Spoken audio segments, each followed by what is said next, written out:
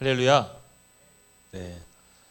저는 목사이기 때문에 사람들과 성도들과 대화를 하거나 이 신방을 통해서 성도들의 믿음을 점검합니다. 이게 예배를 드리는 태도나 봉사하고 교제에 임하는 자세를 볼 때는 분명히 믿음이 있는 것 같은데, 근데 어렵고 또 힘든 고난이 닥치면은 한순간에 믿음이 없는 사람처럼 그렇게 되는 경우도 있습니다. 그러면 저는 이제 합리적인 의심을 합니다. 이 사람 지금 믿음이 있는 건가? 믿음이 없는 건가? 제가 지난 한 주 동안에 우리 성도들을 신방을 했습니다. 이제 성도들과 만나고 또 대화하고 교제하고 기도해 주면서 느낀 점은 이 성도마다 각각의 차이점은 있지만 각자 불안해하고 있고 두려움을 갖고 있구나, 이걸 느꼈습니다. 대부분이 이제 젊고 또 청춘들이기 때문에 앞으로 진로나 어떤 미래에 대한 걱정들, 이런 것들이 대부분이었습니다. 이번 신방은 그래서 이 한편으로는 제가 목사이기도 하지만 인생의 선배로서 또 여러분보다 조금 더 오래 산 사람으로서 좀 임했던 것 같습니다. 그래서 불안해하지 마라, 힘들어하지 마라, 괜찮다, 시간이 지나면 좋아질 거다. 근데 제가 말은 이렇게 했지만 이제 결국 성도들의 문제가 믿음에 있다는 것을 제가 이제 알아차린 거죠. 지금 믿음이 연약해져 있구나. 여러분, 제가 믿음의 문제인지 어떻게 파악하신지 아십니까? 예를 들어볼까요? 이 홈런을 이제 종종 치는 선수가 인터뷰할 때 이런 얘기를 하는데, 공이 원래 귤만 하잖아요. 근데 막 수박처럼 보인다. 그러니까 수박이니까 얼마나 때리기 쉽습니까? 다 쳐도 홈런인 거예요. 그럴 때가 있어요. 컨디션이 좋은 날. 또 심리적인 걸 수도 있지만 그 평소보다 공이 크게 느껴질 때도 있다는 것이. 근데 이 신앙생활도 마찬가지. 이게 우리의 믿음이 좋을 때는 예수님이 크게 보이는 거예요. 그러니까 사소한 것들, 세상의 것들, 문제들, 걱정거리들, 이것도 보이지만 근데 예수님이 더 크게 보이는 거예요. 그래서 담대한 거예요. 불안해하지 않아요. 근심하지 않고요. 걱정하지 않는 것입니다. 우리 신앙의 선배들이 종종 하시는 말씀인데, 평안할 때는 모르지만 정말 고난과 문제, 어려움을 닥쳐봐야 그때 비로소 이 사람이 믿음이 있고 없고를 알 수 있다는 거예요. 여러분, 정말 내게 믿음이 있다면은 우리는 주님 한 분만으로 만족할 수 있습니다. 할렐루야. 근데 이 종교가 있든 없든 사람들은 다 믿음이 있는데 왜 사람들이 부자가 되고 싶을까요? 바로 돈이 많으면은 행복해질 수 있다고 믿기 때문이에요. 왜 좋은 대학 가고 좋은 회사에 취직하려고 합니까? 그래야지 내 삶이 더 윤택해질 거라고 믿기 때문이에요. 주님은 우리에게 하나님과 재물을 동시에 겸하여 섬길 수 없다, 믿을 수 없다라고 말씀하십니다. 그래서 주님께서 우리에게 요구하신 것은 세상이 아니라, 재물이 아니라 바로 예수님이, 하나님이 우리에게 요구하시는 것은 바로 믿음이란 거예요. 믿음. 정말 예수님께서 성경을 보면은 예수님께서 칭찬하시는 사람들을 보면 대부분 다 어떤 칭찬하시느냐? 믿음을 칭찬하세요. 예수님은 이 백부장을 향해서 이스라엘 사람 중에서도 이만한 믿음을 가진 자가 없다고 칭찬하십니다. 또 가나안 수로보니게 여인을 향해 하신 칭찬도 역시 믿음이 크도다, 이 말씀이에요. 왜 예수님께서 제자들을 책망하십니까? 질책하신 이유는 믿음이 적거나 없었기 때문이에요. 크게 질책하시죠. 예수님께서 다른 지역과 달리 나사렛 지방에서만 특히 기적을 베푸지 않으십니다. 왠지 아십니까? 그들이 예수님을 믿지 않았기 때문이에요. 배척했기 때문이에요. 결국 우리 주님께서 우리에게 요구하시는 것은 믿음이에요. 믿음. 할렐루야. 믿음을 요구하신다는 것이죠. 또 한 가지, 우리가 정말 주님을 믿는다면은 주님께서 우리에게 주시고자 하시는 것은요, 내가 원하는 것과 조금 다를 수 있어요. 아니, 어쩌면 아예 다른 것일 수도 있습니다. 한 가지 예를 들어볼까요? 주님이 주시는 것은 세상이 줄 수 있는 것이 아니에요. 세상에서 찾을 수가 없는 것이죠. 오직 주님만이 주실 수 있는 겁니다. 그래서 대표적인 한 말씀을 보면은 요한복음 14장 27절 말씀이, 평안을 너희에게 끼치노니 곧 나의 평안을 너희에게 주노라. 내가 너희에게 주는 것은 세상이 주는 것과 같지 아니하니라. 너희는 마음에 근심하지도 말고 두려워하지도 말라. 왜 세상 사람들이 돈을 쫓고 명예를 쫓고 왜 더 많은 것을 가지려고 하는지 아십니까? 거기에 평안이 있다고 생각하기 때문이에요. 대부분 세상에서 행복을 찾으려고 합니다. 돈도 벌고 좋은 직장도 갖고 또 좋은 남자 좋은 여자 만나서 남부럽지 않은 가정도 좀 일구려고 하고. 근데 여러분, 모든 것을 가졌다 한들 주님이 없으면요 또 어느 순간 근심하고 낙심하고 좌절합니다. 그 평안이 지속될 수 없다는 것이. 하지만 믿음의 사람은요, 설령 내가 좀 못 가졌을지라도, 내가 지금 힘들고 어려운 고통을 당하고 있을지라도 주님이 내 안에 크게 계시다면 우리는 근심하지 않습니다. 걱정하지 않아요.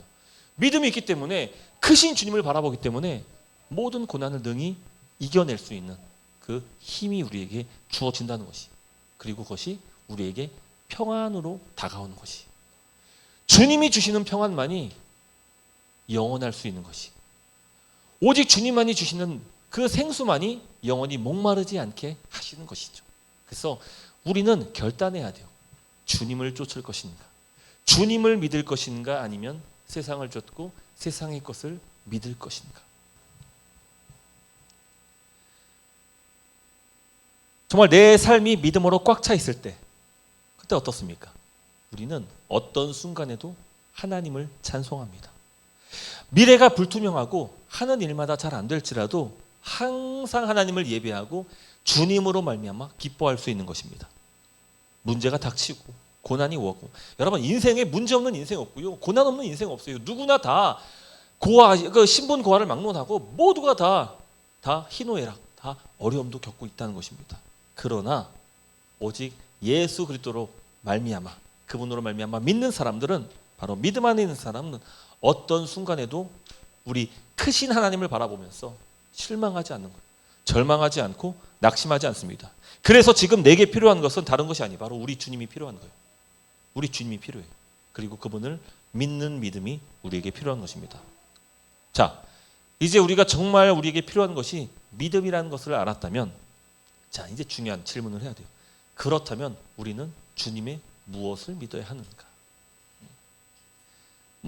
정답을 얘기하자면 우리는 말씀을 믿어야 하고 성경을 믿어야 합니다.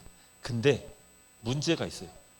그 문제는 신천지도 성경을 보고요, 교회 그 이단들도 똑같이 우리의 똑같은 성경을 사용한다는 겁니다. 그리고 저마다 믿음을 갖고 있다고 얘기해요. 참 재밌죠? 같은 성경책을 가지고 서로 믿는 바가 달라요. 너무 달라요. 그래서 성경을 믿는다, 말씀을 믿는다, 이 말로는 부족한 거예요. 불충분한 거예요. 어떻게 성경을 믿어야 되냐면 바로 성경을 바르게 믿어야 돼요. 바르게 믿어야 돼요. 그래서 우리가 앞으로 공부할 사도신경이 정말 중요한 거예요. 사도신경은 우리가 무엇을 믿어야 할지를 바르게 알려줍니다. 제가 지지난주인가요? 우리 여러분들에게 이제 선교적 교회가 끝나고 사도신경을 이제 하겠다고 하니까 여러분 반응이 아주 인상적이었어요. 다들 한 사람을 제외하고 모두가 다 실망한 듯한, 나라 잃은 듯한 그런 슬픔을 가진 것을 제가 이제 봤습니다. 그래서 제가 여러분 머릿속을 다 들어갔다 나온 그런 느낌이었어요. 어떤 성도는 또 이제 설교가 또 지루하고 어렵겠구나. 어떤 성도는 아니 매주 고백하고 암송까지 하는데 그거 꼭 해야 되나? 또 삶도 힘들고 인생도 피곤한데 좀 위로가 되고 용기가 되는 그런 말씀을 좀 해주시지. 여러분 사실 이 사도신경이 그 정말 중요성에 비해서 사람들에게 너무 경시받고 홀대받은 것 같아요. 제가 사도신경 하기 때니까 목사님 우리 드디어 사도신경을 함께 말씀을 나눌 수 있군요. 너무 좋아요, 너무 좋아요. 막 이런 반응이 막 제가 기대했는데 다들 막 한숨 내쉬고 있고 집에 가서도 이제 일이 손이 잘 안 잡히고 그러니 되겠습니까? 제가 이 사도신경에 대해서 여러분들이 여러분뿐만 아니라 많은 사람들이 오해하고 있는 부분들이 참 있는데, 우선은 제가 몇 가지 오해를 좀 풀었으면 합니다. 인터넷에 떠도는 사도신경에 관한 내용은 정말 그야말로 이 한국 교회의 지금 그 현실을 지극히 보여주고 있는 것 같습니다. 어떤 사람은 사도신경은 천주교의 산물이다. 또 어떤 사람은 이 성경도 아닌데 무슨 신경이라고 부르냐, 오직 성경만이 경이라는 이름을 붙여야 된다, 신경 아니다, 이렇게 얘기하기도 하고요. 또 심지어 사도신경이 어떻게 만들어졌냐, 예수님의 제자들이 언젠가 한번 다 같이 모여가지고 서로 한마디씩 했는데 그 한 문장씩을 모아가지고 만든 게 사도신경이다, 이런 말도 안 되는 이야기를 하고 있는데, 물론 이게 교회사에서 이 6세기 무렵에 4세기 무렵에 루피누스라는 이 주석가가 예수님의 제자들이 한마디씩 해서 이것이 사도신경이 되었다라고 주석을 한 바가 있는데, 근데 이게 나중에 15세기에 와서는 잘못된 것이라는 것을 딱 판명이 났습니다. 오해였던 거예요. 그렇게 만들어지지 않았습니다. 여러분 이 교회사를 살펴본다면은 사도신경이 천주교의 산물이 아니라는 것은 충분히 알 수 있어요. 보통 이 천주교를 하면은 이 AD 6세기 이후를 얘기합니다. 그로부터 이제 약 1000년을 이제 천주교 암흑 시대라고도 부르죠. 중세 시대라고 부릅니다. 근데 이 사도신경은 이미 그 전에 훨씬 몇백 년 전부터 존재했었습니다. 그리고 뭐 사도신경이 성경이 아니다, 뭐 이렇게 얘기하는 것도 정말 참 좀 안타까운 현실인 것이죠. 여러분 상식적으로 한번 생각해 볼게요. 우리가 매주 사도신경을 예배 때 암송하고 고백합니다. 이게 뭘 얘기하는 걸까요? 얼마나 중요하면은 이것을 매주 모든 교회들이 사도신경을 암송하고 신앙 고백으로 하겠습니까? 정말 중요하다는 것이죠. 여러분 어려서부터 교회를 다닌 사람들은 이 사도신경을 기본적으로 다 암송을 합니다. 근데 또 중요한 것은 사도신경은 원래 암송하려는 그 용도로 만들어진 것은 아닙니다. 신자가 믿는 내용이 무엇인지 그 내용을 가르치기 위해서 만들어졌습니다. 학습용이에요, 학습용. 자, 그렇다면 질문하겠습니다.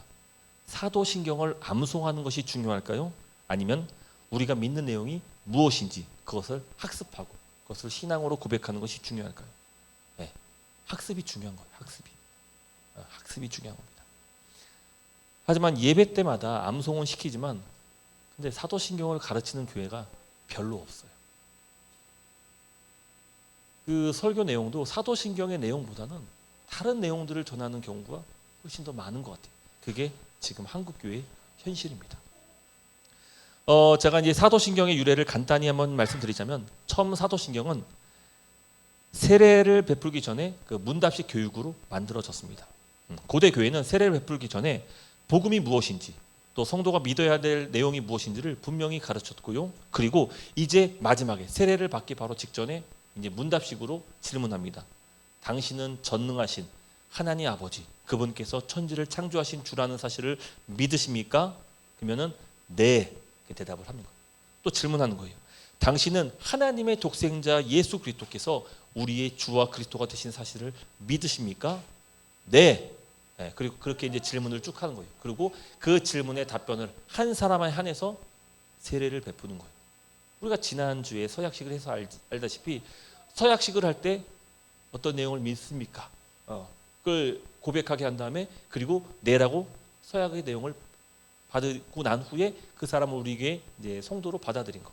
이게 바로 이제 이 원래 교회는 전통적으로 이와 같은 문답식을 통해서 그 사람에게 세례를 베풀고 그 사람에게 세례를 베풀기 전에 충분히 그 사람이 예수 그리스도가 누구신지를 분명히 말해주고 가르치고 학습하고 그리고 그 기간이 최소 3년 이상 걸렸다는 것입니다.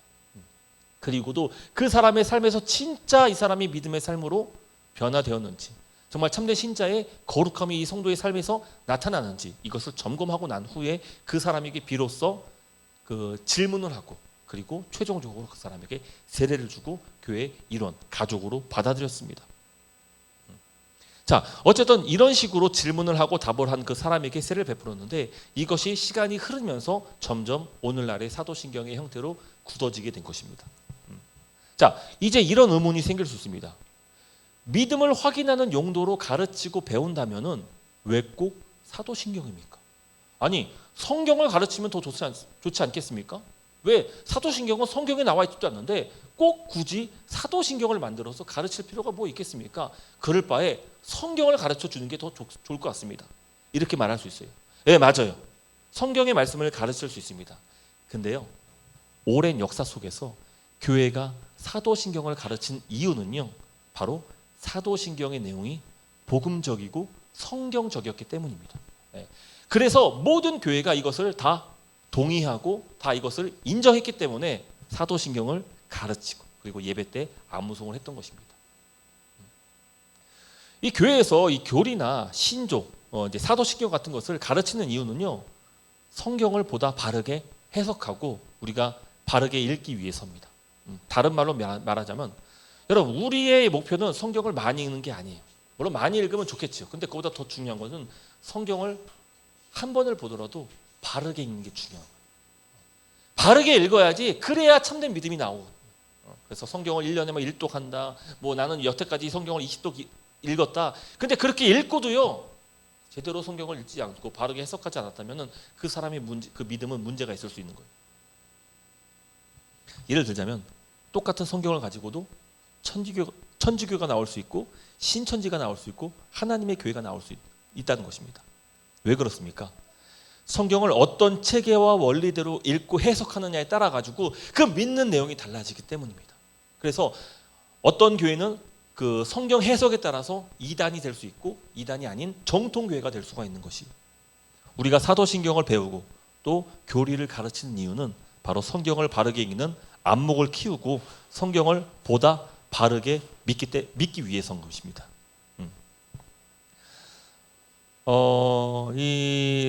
여러분, 성경 해석의 차이는 정통교회와 이단만이 있는 것이 아닙니다. 교단과 교파 사이에도 성경을 보는 시각은 조금씩 해석이 다릅니다.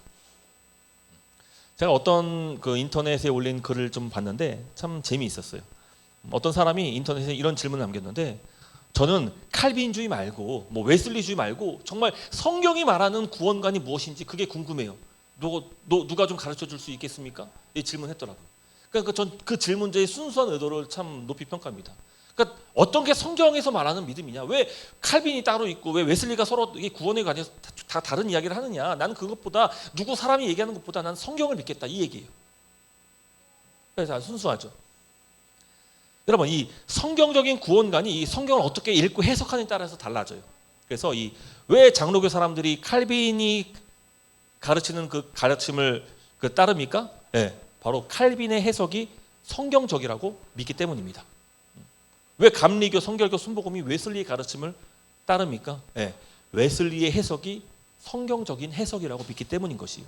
그래서 여러분, 순수한 성경적인 그 구원관을 찾는 것은, 그 질문은 참 순수할지 모르겠지만, 근데 어쨌든 우리가 사람인 이상 성경을 보고 우리는 자연스럽게 그 말씀을 해석하게 되어 있다는 거예요. 그 성경을 읽고 이해하는 그 틀이 서로 다를 수가 있다는 것입니다. 그래서 어떤 사람의 해석이 보다 성경적인지 우리는 그것을 선택할 수밖에 없는 것이에요. 그래서 여러분, 칼빈이 중요한 게 아니라 뭐 웨슬리가 대단한 사람이 아니라 그들이 해석한 그 해석이 성경적이고 복음적인 것이지, 그게 중요하다는 것입니다. 자, 그럼 또 이런 질문을 할 수 있습니다. 아니, 그렇다면 장로교, 감리교, 성결교, 순복음은 서로 다른 구원론을 갖고 있고 서로 성경을 해석하는 것이 다릅니까? 이게 질문할 수 있어요. 네, 거의 대부분은 같지만 약간 다른 교리도 존재합니다. 자, 그럼 목사님, 그럼 교단마다 교리가 다르다는 말입니까? 네, 그래요. 똑같은 본문을 갖고 서로 다르게 해석할 수 있다는 것입니다. 자, 이제 중요한 질문인데요. 그러면 각 교단은 서로 다른 믿음을 갖고 있는 것입니까? 우리가 아까 얘기했잖아요. 똑같은 성경을 가지고도 무엇을 믿느냐에 따라서 정통교회가 될 수 있고 이단이 될 수 있다고 했잖아요. 근데 똑같은 성경을 가지고 교단마다 약간의 차이는 있지만 서로 믿는 내용이 조금씩 다르다는 거예요.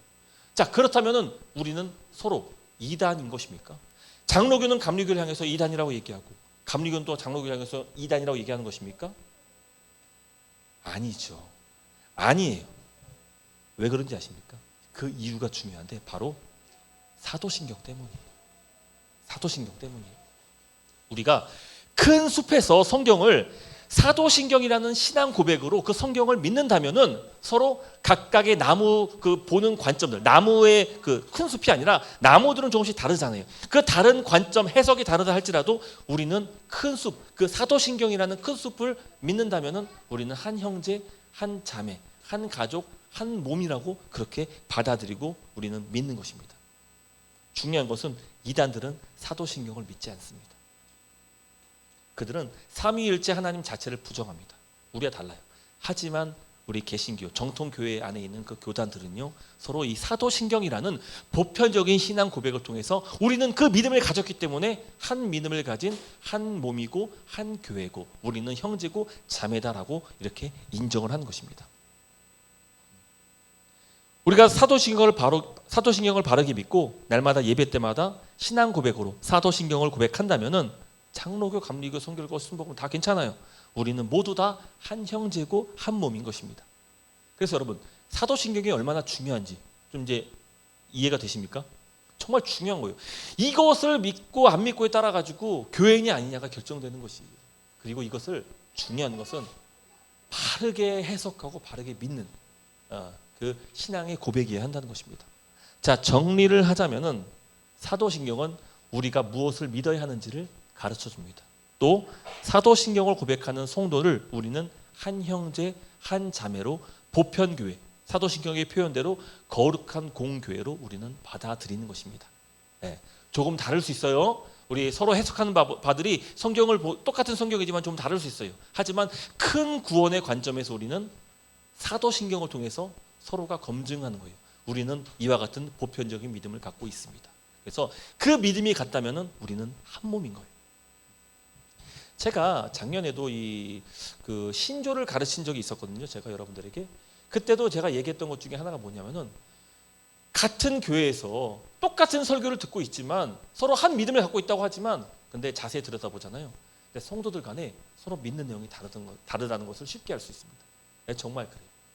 서로 믿는 게 달라요. 그래서 삶이 달라요. 삶이 달라요. 여러분 뭘 믿느냐에 따라서 그 삶이 나오거든요. 그러니까 우리가 믿는 대로 삶을 사는 거예요. 그래서 영어로 그 believe자 believe, believe 아니 believe. 어떻게 사느냐. 믿는 게 믿음이 곧 우리의 삶을 결정하거든요. 근데 서로 삶이 너무 달라요. 왜죠? 그 말은 곧 믿음이 다르다는 것이. 그래서 우리는 다시 한번 이 사도신경을 통하여서 우리가 믿는 바가 무엇인지를 다시 한번 정리하면서 우리가 한 믿음을 가질 수 있는 한 몸 공동체가 되기 위해서 이 사도신경을 좀 오랜 시간이 될 수 있겠지만 함께 공부를 하는 것입니다. 할렐루야. 자, 이 정도면 충분히 왜 사도신경을 공부해야 되는지 설명이 됐을 거라고 생각합니다. 표정들이 좀 밝아진 것 같아요. 다행입니다. 다행입니다. 자, 이 사도신경의 중요성을 살폈다면 다음은 이제 사도신경을 대하는 우리의 태도도 한번 살펴봐야 합니다. 우리가 예배 때마다 사도신경을 고백합니다. 그러니까 이게 1년이면 52번 정도 고백하고요. 이게 10년이면 한 500번. 그러니까 여러분 몇 년 예수 믿으셨습니까?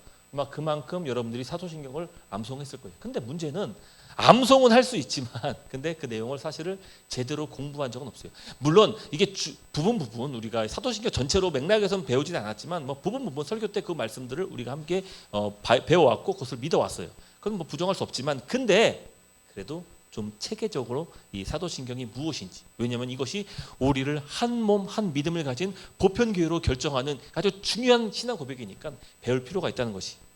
자, 우리는 어떻게 그것을 사도신경을 대해야 될까요? 저는 암송만으로는 부족하다라고 말씀드리고 싶은 거예요.